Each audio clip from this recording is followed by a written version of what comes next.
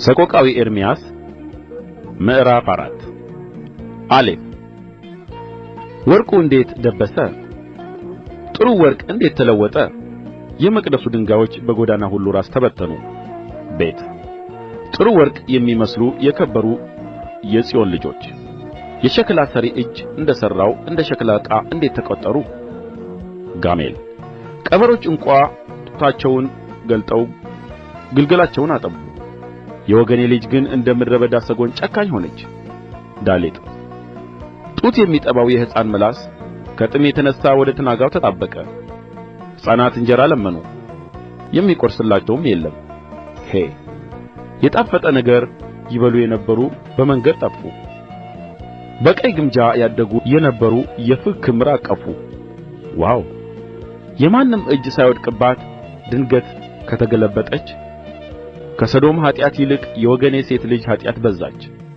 ዛይ አለቆችዋ ከበረዶ ይልቅ ጥሩ ከወተት ይልቅ ነጭ ነበሩ። ገላቸው ከቀይ ዕንቍ ይልቅ ቀይ ነበር፣ መልካቸውም እንደ ሰንፔር ነበር። ሔት ፊታቸው ከጥቀርሻ ይልቅ ጠቍሮአል፣ በመንገድም አልታወቁም። ቁርበታቸው ወደ አጥንታቸው ተጣብቆአል፣ ደርቆአል፣ እንደ እንጨት ሆኖአል። ጤት በሰይፍ የሞቱ በራብ ከሞቱት ይሻላሉ። እነዚህ የምድርን ፍሬ አጥተው ተወግተውም ቀጥነዋል። ዮድ የርኅሩኆች ሴቶች እጆች ልጆቻቸውን ቀቅለዋል። የወገኔ ሴት ልጅ በመቀጥቀጥዋ መብል ሆኑአቸው። ካፍ እግዚአብሔር መዓቱን ፈጽሞአል፣ ጽኑ ቍጣውን አፍስሶአል። እሳትን በጽዮን ውስጥ አቃጠለ፣ መሠረትዋንም በላች። ላሜድ የምድር ነገሥታት በዓለምም የሚኖሩ ሁሉ አስጨናቂና ጠላት በኢየሩሳሌምም በር እንዲገባ አላመኑም። ሜም የጻድቃንን ደም በውስጥዋ ስላፈሰሱ ስለ ነቢያቶችዋ ኃጢአትና ስለ ካህናቶች በደል ነው። ኖን ታውረው በመንገድ ላይ ተቅበዘበዙ፣ ልብሳቸው እንዳይዳሰስ በደም ረክሰዋል። ሳምኬት እናንተ ርኩሳን ራቁ፣ ርቃችሁም ሂዱ፣ አትንኩ ብለው ጮኹባቸው። በሸሹና በተቅበዘበዙ ጊዜ በአሕዛብ መካከል በዚህ ከእንግዲህ ወዲህ አይኖሩም ተባለ። የእግዚአብሔር ፊት በተናቸው፣ እርሱም ከእንግዲህ ወዲህ አይመለከታቸውም። የካህናቱን ፊት አላፈሩም፣ ሽማግሌዎቹንም አላከበሩም።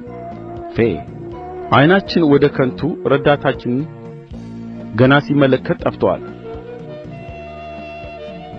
በመቆየታችን ማዳን የማይቻለውን ሕዝብ ጠብቀናል። ጻዴ በአደባባያችን እንዳንሄድ ፍለጋችንን ተከተሉ። ፍጻሜያችን ቀርቦአል፣ ዕድሜያችን አልቆአል፣ ፍጻሜያችን ደርሶአል። ቆፍ አሳዳጆቻችን ከሰማይ ንስር ይልቅ ፈጣኖች ሆኑ። በተራሮች ላይ አሳደዱን፣ በምድረ በዳ ሸመቁብን። ሬስ ስለ እርሱ በአሕዛብ መካከል በጥላው በሕይወት እንኖራለን ያልነው በእግዚአብሔር የተቀባ የሕይወታችን እስትንፋስ በጕድጓዳቸው ተያዘ። ሳን በዖፅ ምድር የምትኖሪ የኤዶምያስ ልጅ ሆይ ደስ ይበልሽ፣ ሐሤትም አድርጊ። ጽዋው ደግሞ ወደ አንቺ ያልፋል፣ አንቺም ትሰክሪአለሽ ትራቈቻለሽም። ታው የጽዮን ልጅ ሆይ የበደልሽ ቅጣት ተፈጸመ፣ ከእንግዲህ ወዲህ አያስማርክሽም። የኤዶምያስ ልጅ ሆይ በደልሽን ይቀጣል፣ ኃጢአትሽን ይገልጣል።